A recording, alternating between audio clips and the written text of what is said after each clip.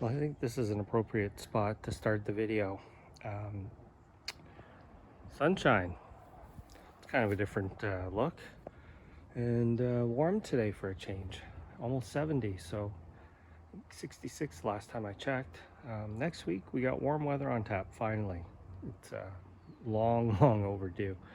But I thought that I would show you the state of my yard. I'm not gonna do any editing. We're just gonna walk through and you can see what happened. I'm sure many of you know and have experienced that this was a particularly bad winter. A lot of hardy plants got damaged. A lot of plants were outright killed. It was bad. We had very high winds here, 30 to 50 mile per hour sustained when it was 19 degrees. So it freeze dried a lot of things. And then we had a real heavy snowfall where the snow came fast. It was heavy, wet snow, but I've never seen it snow that heavy here. And so it bent a lot of plants. Most of my plants had a fair amount of wet snow on them, an inch of ice, but that accumulated over time. That's the only reason why I think that it's different this year. So the grass is growing and getting along, but it's soaking wet. It's just muck back here. Still, it's really hard to do anything. So I had a bunch of Camidori radicalis in here. Some died, some got damaged. This is the biggest one, but look, it snapped. I think it's gonna live. There's a couple in here that look okay. The rest are looking pretty rough. So the wind basically comes down through here, hits my house, and then it's a wind tunnel going this way along my house, and then up towards my front. So the wind just kind of comes from this direction in general and just whips through my yard. So Schefflera, this is Heptaplerum taiwaniana. Have you ever seen such a sad looking thing? I mean, the growing points are fine. There's no damage at the tip. I know a bunch of people in the UK were showing theirs were mushed at the tip, but mine just lost all its leaves, and that was from the wind. So I'm wondering if anybody knows, please comment. I'm thinking because these are so much like a fatsia, you can probably cut them back to get them to flesh out again, get leaves, because it's just a bunch of sticks. And we have a bunch of leaves at the top. I'm not sure I like that. Pretty much the musabajiu got cut to the ground. I have some fuchsias and some ferns in here, some evergreen ferns. A lot of my evergreen ferns actually took so much damage they either totally turned brown or I cut them back. There was more in here, and they're just starting, I think they're just starting to come out. Maybe not. It's a pretty shady spot. So I've been going through and trimming some of my palms to try and clean things up. Some had dead like brown fronds, some had ones that were weighed down. This palm did pretty well compared to some of the others. Look at my cast iron plant. And this is what I saw a lot of. So this is Lanicera. I think this is Lemon Beauty, and it completely got defoliated. The winds were so strong, even though there's a fence on both sides, they were so strong through here. They just ripped them right off, or freeze dried them. You can hear me walking, it's muck. You'd think with all the sunshine things would be dry, but we're gonna need about a week's worth of dry weather. So look at this. So this is the frond that, it was a newer one, and that was the one that was exposed to the winds. The ones on the other side are still blue. So there's your freeze dried effect. I just trimmed off some fronds off the Sable Louisiana, and guess what? They were all on the right side, not the left. I had a few plants get finished off in here. This was a Euphorbia stygiana. It was struggling, so I'm not surprised it didn't make it, but actually this is really good. Look, it's been pushed over by the wind. And then this is completely almost on the ground. And this was a Niels Bell Grevillea, hardy to 5 degrees. Our lowest temp was 19. So it is completely dead. I'm just gonna rip that right out of the ground. Got pushed right over.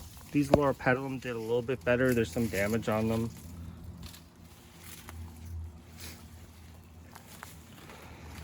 Over here is the part that really bums me out. Look at this mess. All these fronds from these big Fortunae. Look, that's from that really rapid snowfall. What a mess. Look at this. Here's a really good example. Like the ones at the top, but look at the ones down here, they're okay. So it's like, what do you do? Because it's right on the ground. I think I have to cut them. I mean, there's plants under there, right? I need the sun, and there's my Musabaju clumps in there. It seems like it started growing, but then I think we got another batch of cold. But so I got to go in here, and this palm in particular, this really big one, it took a beating because the wind came right through this hole where the bananas normally are, and then the snow just boom. Dead cordyline. I have some Catamucifolia. I'm sure they're dead. This is Woodlander's hardy red callistemon. It is alive. There's green on this portion, but everything that's protected back in here is completely brown. So I'm digging this thing up. Gonzo.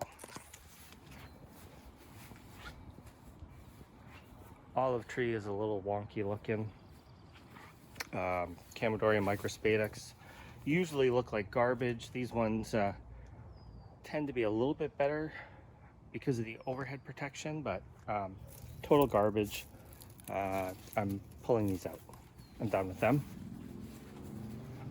This is my deciduous tropical bed, and so there's cannas and Musabaju. The Musabaju I'm not worried about. The cannas I am, because if we get a bad winter, it is possible for them to not come back.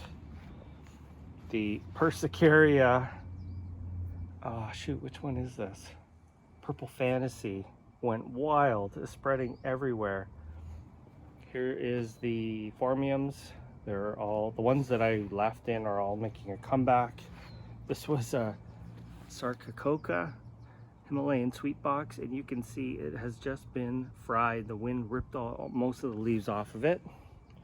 Tetrapanic's okay, and look at my wag. Like what? It's like it's not even every frond. It's just the odd one. So like, look at those two stupid ones that are laying horizontal now. Like, what do you do with that? Mule palm I think is dead. That is a kumquat. It's hurting. My big snow gum is really leaning. I'm gonna have to remove it because it's gonna start growing over my neighbor's house. I was pulling it back for 2 years and it doesn't want to grow this way. These took a lot of damage. I've been trimming those things like crazy. This is Neglecta. This one I've shown before. A lot of damage, but I'm seeing something that's a little concerning on this one stem. The bark is peeling, but to me it doesn't look like it's peeling right. Like almost like it's dead, but there's a lot of blue left on it. So we obviously are gonna leave that, see what it decides to do. Next week will be a real good indication of what's gonna happen, because everything is really gonna wake up. We're projected to be in the mid 70s to potentially low 80s. Today I was busy in here cutting some fronds back, cutting back my holly ferns, which really looked like, you know what. I left the best looking, leaves or fronds left on them. They are, putting out new growth now. So I really wanted to get in there and get them cleaned up before that new growth showed up. This palm just took a beating with the freaking floppy ass fronds. I just cut off another 4 for fronds that were on the ground. You know, you don't want to take too many off. You'll slow them down, and you know, if they're green, the plant's using them, but it's in the way. You can see it's just getting ready to flower. More cleaned up ferns, and back in here, that is an enormous plant. I have not been able to see back in here for years. So let's, around the side here will be a better way to see. So it's just like an open alleyway. This is a non-traversable, and it has been for years. Phormium coming back. That's a western sword. You can see it's just starting to wake up very late this year. I cut them back because they were looking pretty bad. I think that's called a male fern. I'm not sure. These were not planted. These are just volunteers. We work our way back in here past the wag. There's another sword fern, and that is my giant Pacific chain fern. So the fronds were 6 feet long. It's an enormous fern. It encompassed this entire area. You could see nothing. It was, you know, leaning against the palm. So I would say 2/3 of the fronds were completely brown. The other third were primarily green with some damage. So, you know, I just said, I think it's better. I'm just going to remove them all because it is pushing new growth. So looks like a strawberry to me. Just kind of showed up. Little Butia palm, spear pulled, brown fronds. The Fatsias took a beating. I've been in here cleaning them up. The fuchsias got knocked back to the ground, but they're coming from the base again. All the metapanics took damage, but they're, you know, they shouldn't be looking this color. They should just be green. As you can see, the new growth is coming out on those. I removed the big phormium from here, and I actually ended up dividing it, potting it up. This is a Fatsahedra, almost completely defoliated, but new growth coming back. This Metapanics, you can see the new growth coming up on that. So it was a rough one. Like I would say my yard looks very empty. Because I usually have a lot more going on at this time of year. Bamboos are starting to grow. These are my Chilean guava. That's Agni Molinae. Did reasonably well, actually. Just a little bit of tip burn. That one's supposed to be a little bit tender. That trunk there, that is Fuchsia Magellanica, hardy fuchsia, and it's coming back from the ground. I think those trunks or those stems may all be dead. I'm not entirely sure. We'll just have to wait and see. Spider's web, Fatsia. You know, I don't know if this thing ever looks good for me. Another Schefflera, this Heptapleurum Taiwaniense, I think is what they call it now. The damage didn't show up right away, but it's, you know, it's recovering, it's growing out of it. So we're doing okay. That one is, I don't remember the variety. It's a different variety. It's the Dan Hinckley one. And Palm Daddy was asking me about my rhododendron Sino Grand, and this thing is a loving life. I don't think it's ever looked this good. Those brown spots were from last summer where a little bit too much sun got on it. But it is, you know, the leaves are big and perky. They usually lay down a lot for me because it's either too dry or usually just too dry, too hot. Doesn't like it, but it kind of gives you the size comparison. So these leaves will get to 3 feet eventually. Dead Livistona chinensis. There's another one right under there. Kind of tough to see, and there's a couple of ferns in here that should come back. I got an ostrich fern, and this is Empress Wu Hosta. So it is looking really empty. Like, I've never been able to see so much light in so much space. I did take a couple trees down last year too, so once these deciduous trees start to leaf out, that will really make a big difference. Got a big Pakistan mulberry and a bunch of pawpaws, and I also have the big leaf magnolia, but it's the one from Florida, subspecies ashii or ashii. So big bee. So this guy here is just starting to leaf out. So once that happens, that will definitely help. So we'll just walk down. You can see how yellow these two palms in particular are. The rest are doing okay. I did use the just an organic fertilizer on them, but I think it's just been too cold for them to really uptake it. I said I wasn't going to use chemical fertilizers back here, but because they're so yellow, I'm going to be hitting them with some Palm Gain. I got a big 50-pound bag. And if you want to see a surprise, oh, actually, let's show you this other guy. My Tasmanian tree ferner, actually, there's 3 of them. They completely browned off. I think that's the first time in 4 or 5 years I've never had the fronds go brown. Wow, this video is getting really long, isn't it? And this is the surprise of the century.